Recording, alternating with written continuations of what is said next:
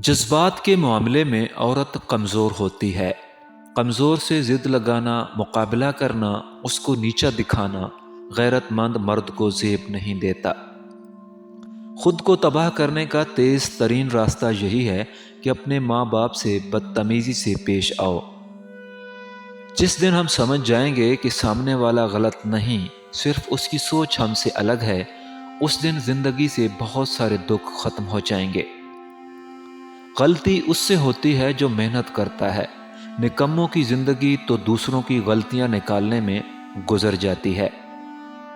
جب تک اپنی نجات کا یقین نہ ہو، کسی گناہگار کا مذاق نہ اڑاؤ۔ اچھا دوست چاہے جتنی بار روٹھے، اسے ہر بار منا لینا چاہیے، کیونکہ تسبیح کے دانے چاہے جتنی بار بکھریں چن لیے جاتے ہیں۔ جیب بھاری ہو تو دشمن بھی خطائیں معاف کر دیتے ہیں، اور خالی ہو تو سگے رشتے بھی ساتھ چھوڑ جاتے ہیں۔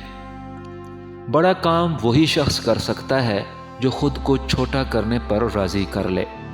سہنے والے کو اگر صبر آ جائے تو کہنے والے کی اوقات 2 کوڑی کی رہ جاتی ہے۔ جب لوگ غصے میں ہوں تو ان کی بات غور سے سنا کرو، کیونکہ اصل حقیقت تب سامنے آتی ہے۔ مرد کی آدھی خوبصورتی اس کی زبان میں اور آدھی اس کی وفا میں ہوتی ہے۔ رشتے کمزور ہونے کی سب سے بڑی وجہ یہ ہے کہ ہم انہیں نبھاتے کم اور آزماتے زیادہ ہیں۔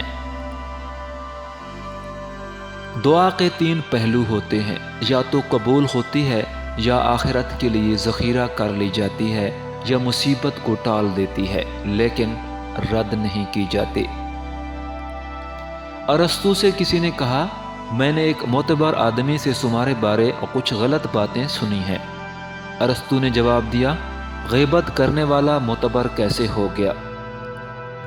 ایک ولی اللہ سے ابلیس نے کہا، تجھے اللہ پر بہت یقین ہے تو اونچے پہاڑ پر چڑھ کر چھلانگ لگا دے، دیکھتے ہیں تیرا اللہ تجھے بچاتا ہے کہ نہیں۔ ولی نے جواب دیا، یہ اللہ کا کام ہے کہ مجھے آزمائے، میرا کام نہیں کہ میں اپنے سچے رب کو آزماؤں۔